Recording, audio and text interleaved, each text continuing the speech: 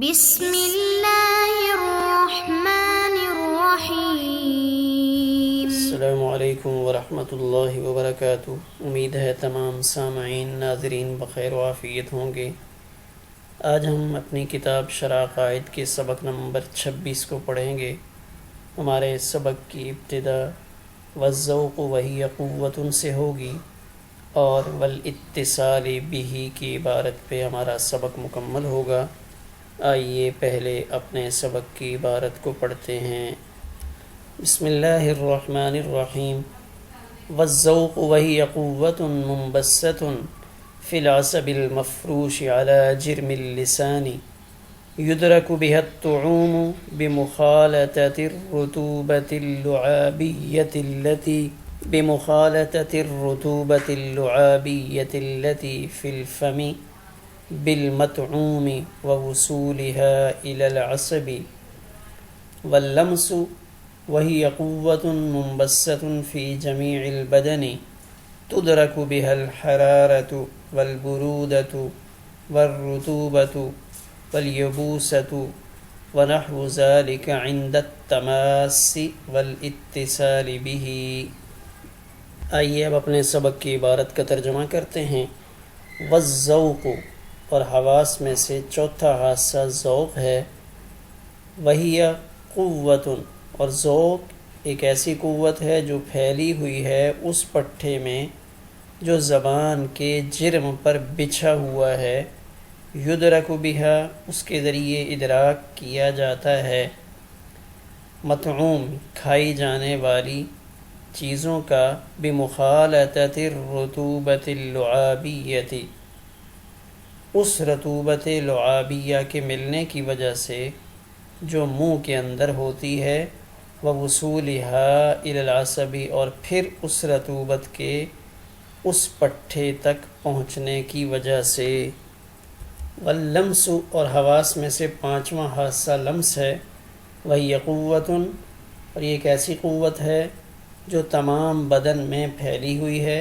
تدرک بہا، جس کے ذریعے سے ادراک کیا جاتا ہے، حرارت اور برودت اور رطوبت اور یبوست اور اس جیسی اور چیزوں کا، عند التماس، چھونے کے وقت اور ملنے کے وقت، بھی ای بالبدن، بدن کے ساتھ۔ قوت ذائقہ، چکھنے کی قوت، یہ حواس خمسہ میں سے چوتھی حص ہے جس کا ذکر فرمایا جا رہا ہے۔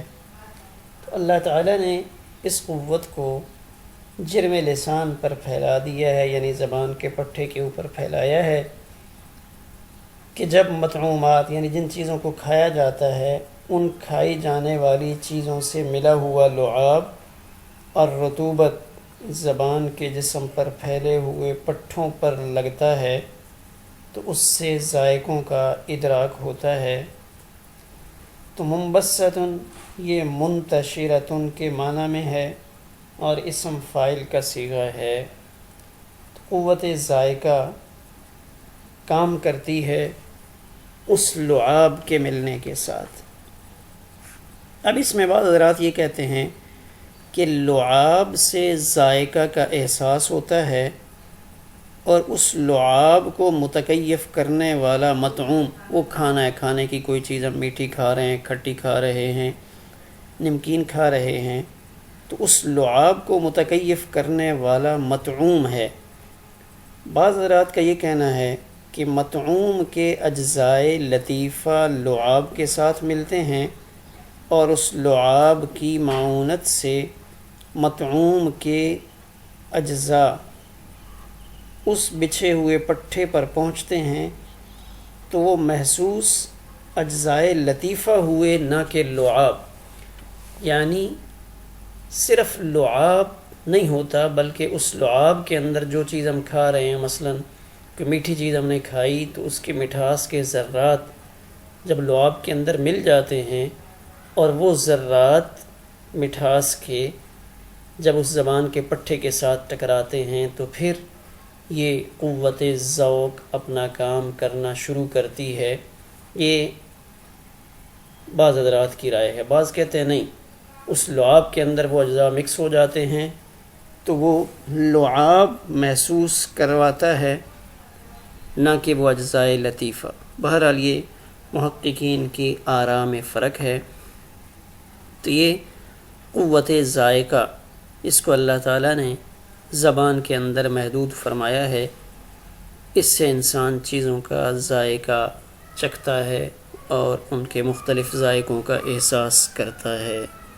قوت لامسہ، تو یہاں سے ماتن حواس خمسہ میں سے جو پانچویں حصہ ہے قوت لمس، اس کے بارے میں بتا رہے ہیں کہ یہ قوت تمام بدن میں پھیلی ہوتی ہے، اور تمام سے مراد اکثر بدن میں یہ قوت پھیلی ہوئی ہوتی ہے، اور یہ اللہ تعالیٰ نے بدن کے ظاہر میں پھیلا دی ہے۔ اس قوت کا ملموسات کے ساتھ اتصال ہوتا ہے، یعنی یہ قوت جب جسم کے ساتھ کوئی چیز لگائی جاتی ہے، اس کو ٹچ کیا جاتا ہے، تو جیسے ہی کوئی گرم چیز، ٹھنڈی چیز یا سخت چیز جسم کے ساتھ لگتی ہے، لطافت، کثافت، خفت، ثقل، ایسی چیزیں، ان کا ادراک اس قوت لمس کے ذریعے سے ہوتا ہے۔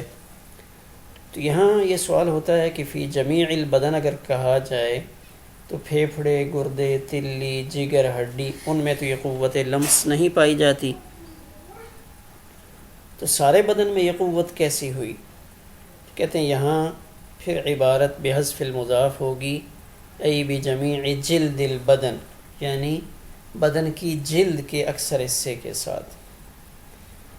تب اس سلسلہ میں حقیقت یہ ہے کہ جن چیزوں کا ذکر سوال میں کیا گیا ہے کہ ہڈی میں گردے، پھیپھڑے، تلی، جگر، ان میں یہ قوت لمس کیوں نہیں ہے، تو اس میں اللہ تعالیٰ کی ایک حکمت ہے کہ ہڈی بدن کا وزن سنبھالتی ہے، پھیپھڑا یہ دائمۃ الحرکت ہے تاکہ سانس لیا جا سکے، کاربن ڈائی آکسائڈ گیس کو باہر نکالے اور آکسیجن کو اندر کھینچے۔ اسی طرح جگر اور تلی اختلاط کا معدن ہے، گردہ یہ پیشاب کی گزرگاہ ہے۔ اگر ان میں حس رکھی جاتی، جیسے جسم کی جلد میں ایک حس رکھی گئی ہے اور قوت لمس بڑی طاقتور ہے، فوراً محسوس کرتی ہے، تو اگر ان اعضاء کے اندر بھی حس رکھی جاتی تو اس میں خدشہ تھا کہ یہ مسلسل درد کا شکار رہتے، جس سے انسان اذیت اور تکلیف میں مبتلا ہوتا، تو اللہ تعالیٰ نے یہ قوت لمس یا حس ان کے اندر نہیں رکھی۔ اب حرارت، گرمی، ٹھنڈک، رطوبت، خشکی، ان سب چیزوں کا ادراک اس قوت لامسہ کے ذریعے سے ہوتا ہے۔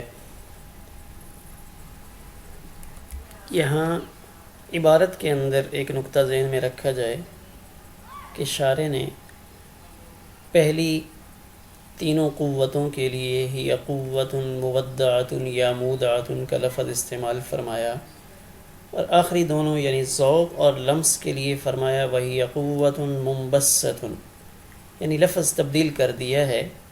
پہلے لفظ مودعۃ کہ وہ ودیت کی گئی ہے یا رکھی گئی ہے، اور یہاں منبسۃ کا لفظ استعمال فرمایا، تو اس کی وجہ یہ ہے کہ ان دونوں کا محل پہلی قوتوں کے مقابلے میں وسیع ہے، یعنی کان کا پٹھا ہو، قوت سمع ہو، تو ان کے پٹھے چھوٹے ہیں، ان کا محل مختصر ہے، جبکہ زبان، قوت ذائقہ اور قوت لمس، ان کا محل پہلی دونوں قوتوں کے مقابلے میں وسیع ہے، لہذا اس وسعت کی بنیاد پہ منبسہ یعنی منتشرہ، پھیلے ہوئے، اس کے لیے استعمال فرمایا۔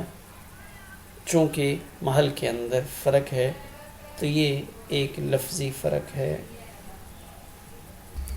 جرم بمعنی جسم ہے، عام طور پہ اس کا اطلاق اجسام لطیفہ پر ہوتا ہے۔